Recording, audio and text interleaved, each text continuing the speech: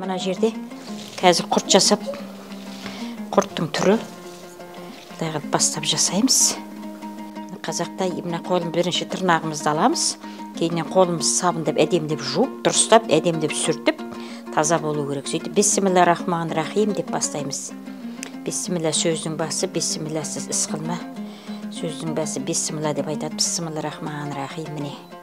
Былай баяғыда құрт мынандай болған. Ертеде осындай қылып жасаған құртты. Міне. Бисмилля рахман рахим.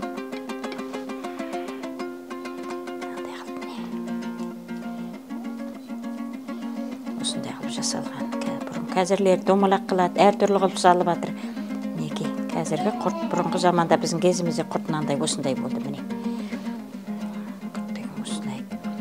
Енді қанша қалың болса, не болса тез қатпайды, балдардың жеуіне де қолайлы, өзің шай ішкенде де қолайлы. Әдемілеп. Кісіге бұрынғы уақытта деген шайға осы құртпенен беретін болған ғой.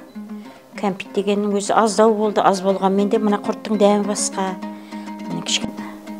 Құртты қатырып қойсаң шай іше бересің. Баяғы уақытта холодильник болмаған. Кәдімгі шыт қалтаға салатын едік. Сол шыт қалтаға салып, келіндерге үйретіп осындайды